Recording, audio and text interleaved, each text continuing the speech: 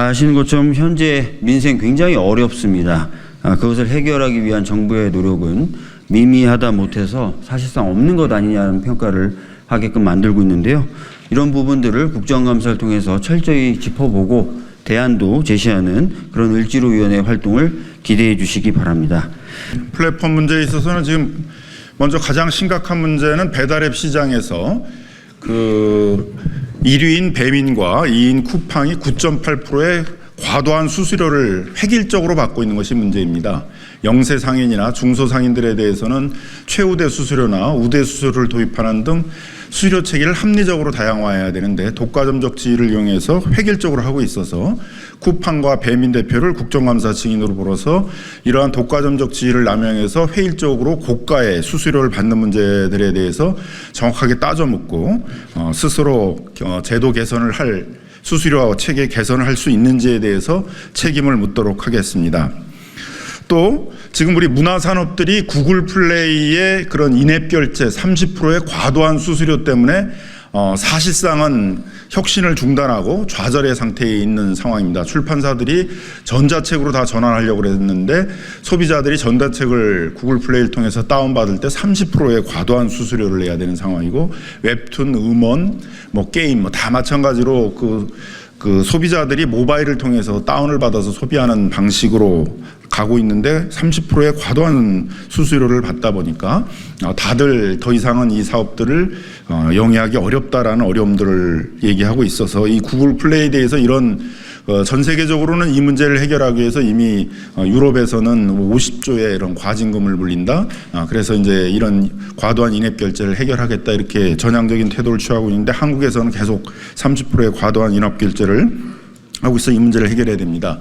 전재상거래 시장에서는 이 TMF 문제에서 나타났듯이 그 임의적으로 정산 시기를 2달씩이나 늦추고 그 판매자들에 대해서는 6에서 7%의 그런 과도한 이자의 대출을 받도록 이렇게 하고 있어서 정산 시기를 10일 이내로 단축하도록 하고 별도의 그 미정산 대금들을 신탁해서 보관하도록 하는 것들이 법안이 추진되고 있는데 이 문제에 대해서 쿠팡 등이 제대로 전향적인 태도를 취할지에 대해서 묻는 그런 책임을 묻는 작업을 하도록 하겠습니다.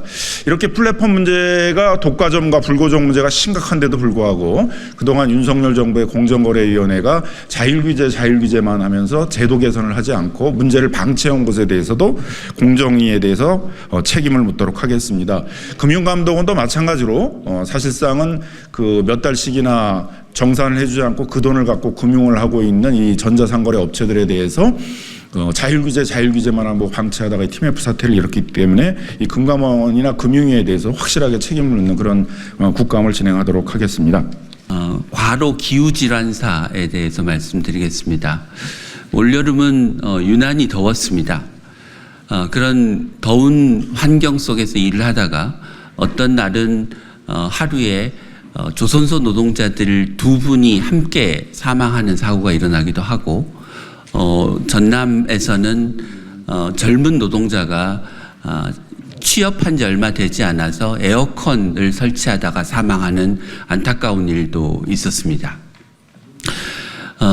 이런 그 과로 기후 질환사는 선진국에서는 모두 예방 가능하기 때문에 작업장 환경을 철저히 관리하고 노동자들의 휴식을 보장하고 오랫동안 쉬었다가 일을 시작하거나 새로 일을 시작하는 경우 급격하게 과로로 인한 열사병과 같은 병으로 사망하지 않도록 점진적으로 노동시간을 늘려가도록 작업 규칙을 시행하고 있습니다. 한데 우리나라는 이런 과로 기후 질환사에 대해서 그런 대책이 제대로 시행되지 못하고 있습니다. 정부는 질병관리청은 이러한 온열 질환에 대한 감시 체계를 시행하고 있지만 매년 3,000명 정도의 온열 질환이 발생하고 30명 정도의 사망자가 발생한다고 추정하고 있습니다. 그런데 제가 앞에 말씀드렸던 과로 기후 질환사로 사망한 사례들은 질병청의 통계에 추계에 포함되어 있지 않습니다. 실제 과로 질환사 온열 질환은 질병청이 추계하는 숫자의 3배 넘는 수준일 것으로 추정되고 있습니다. 이번 국감에서 을지로위원회는 질병청의 온열 질환과 관련된 추계 체계를 정비해서 국민들이 온열 질환의 문제의 심각성을 제대로 인지할 수 있도록 하고, 최근 국회 본회의에서 온열 질환과 관련된 산업안전보건에 관한 법률이 개정되었는데, 이런 법률이 이후 제대로 시행되고, 그래서 기후질환사를 현장에서 정말 실질적으로 예방할 수 있도록 하는 조치가 취해질 수 있도록 국정감사에서 철저히 사건의 진상들을 밝히고 이후 대책으로 이어질 수 있도록 하겠습니다. 세 번째는 가맹점 불공정 행위와 대기업의 중소기업 기술 탈취 등 갑질을 바로잡고 납품대금의 연동제를 개선시켜 나가도록 하겠습니다. 정무위원회 소속 청주시 상당구 이강일 의원입니다. 우선 제가 속한 정무위를 중심으로 가맹본부에서 가맹자에게 과장된 매출 정보를 허위로 제공하는 것과 필수 물품을 시중가보다 높은 가격으로 공급하는 행위, 즉 가맹점과 함께 돈 버는 게 아니라 가맹점을 돈벌이 대상으로 활용하는 행위를 근절시키도록 하겠습니다. 모바일 상품권 수수료를 점주에게 전가하는 갑질을 폭로하고 수수료일 인하를 추진하도록 하겠습니다. 납품대금 연동제 대상 확대와 예외사항 악용 방지, 부당특약 무효화를 위한 입법도 추진해 나가도록 하겠습니다. 산자위를 중심으로 대기업이 중소기업의 기술을 탈취하는 불법 행위를 근절시키고 피해 기업의 구제 방안을 마련해 나갈 계획입니다. 주요한 기술을 대기업에 탈취당해서 시장에서 경쟁력을 잃고 어려움을 겪는 중소기업들이 대단히 많습니다. 소송을 통해 책임을 묻고 피해 보상을 받으려 해도 시간과 비용뿐만 아니라 기술 탈취를 입증하기도 쉽지 않은 상황입니다. 이를 해결하기 위해서 정부의 노력을 촉구하고 관련 입법도 서두르도록 하겠습니다. 농해수위를 중심으로 해서는 농산물 도매시장 도매법인의 횡재이익 체계 문제를 지적하고 개선책을 제시할 것입니다. 기후 문제에 따른 기후 위기에 따른 수급 불안과 가격 변동성으로 생산자와 소비자 모두가 고통받고 있는 것이 현실입니다. 오직 농산물 도매시장 도매법인만이 농산물 가격에 비례한 수수료 수치로 이익을 독식하고 있는 게 현실입니다. 도매법인의 공적 기능 강화로 유통구조 개선을 위한 정책 대안도 함께 제시해 나가겠습니다. 윤석열 정부가 부자 감세와 자율적으로 시장의 문제를 해결하라는 것은 서민과 을을 희생시키고 가진 자만을 위한 갑을 옹호하는 그러한 발상입니다. 정부의 그릇된 태도를 고쳐잡고 동반 성장을 위한 상생 협력을 도모해 나가는 것이 이번에 을지로위원회의 국감이 될 것입니다. 저는 전세 사기 대책과 관련돼서 말씀드리겠습니다.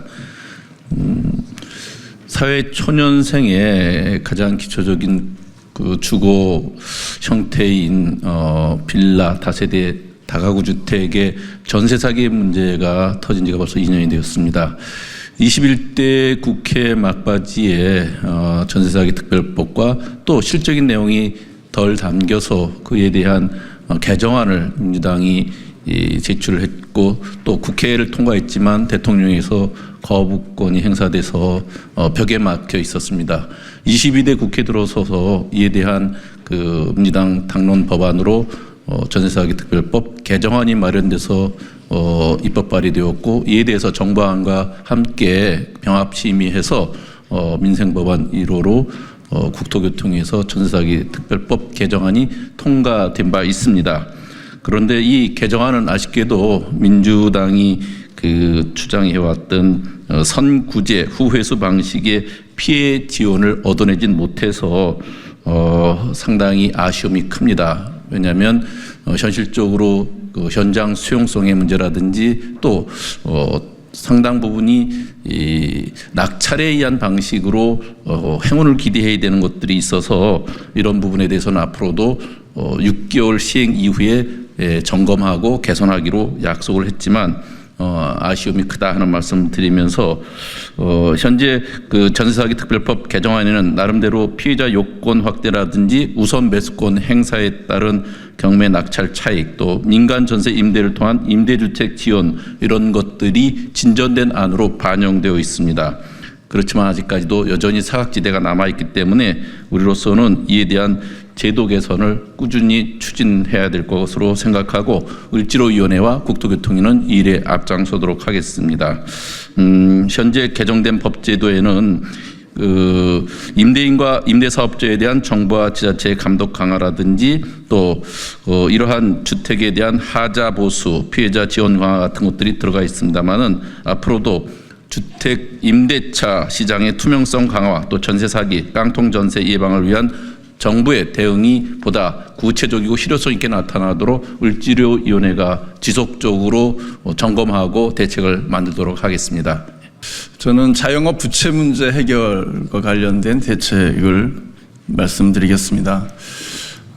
지금 대한민국은 고금리, 고물가, 또 경기 침체, 내수 부진으로 인해서 전 국민이 부채 문제로 고통을 받고 있는 그런 상황입니다. 그 중에서도 특히 자영업 부채 문제는 매우 심각한 상황에 이르고 있습니다.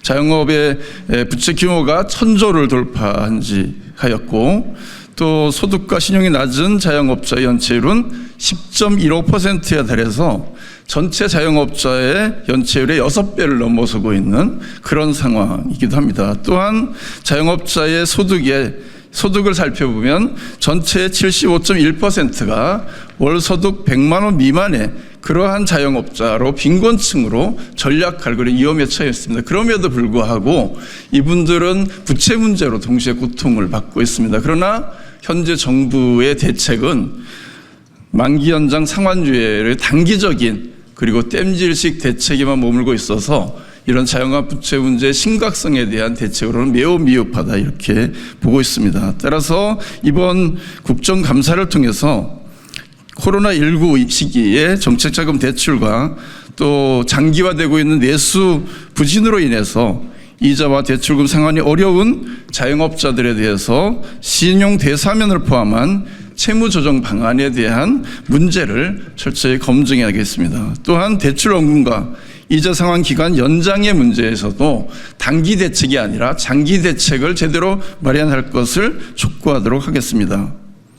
또한 자영업자들에 대한 신속한 폐업과 재기 지원 대책이 매우 시급합니다.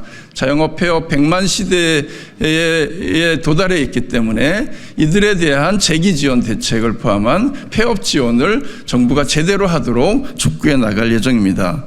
또한 TMF 사태로 인해서 절망 속에서 회생의 길을 걷고 있는 피해자들이 정부가 마치 정책 자금을 통해서 대출이 원활히 이루어지는 것처럼 이야기하지만 피해 당사자들의 이야기를 들어보면 대출을 받고 있지 못한 분들이 상당수에 이르고 있습니다. 그래서 이분들에 대한 효과적인 지원 대책도 꼼꼼히 따져보겠습니다. 자영업자의 부채 문제는 개인의 문제를 넘어서 우리 사회 전체의 경제적 안정성을 위협하는 중대한 사안이 되고 있습니다. 정부는 이 문제의 심각성을 깊이 인식하고 실효성 있는 대책을 신속히 마련하도록 해야 합니다. 취약 자영업자들이 다시 일어설 수 있는 발판을 마련할 수 있도록 이전 국감을 통해서 우리 민주당 을지로위원회는 최선을 다하겠습니다.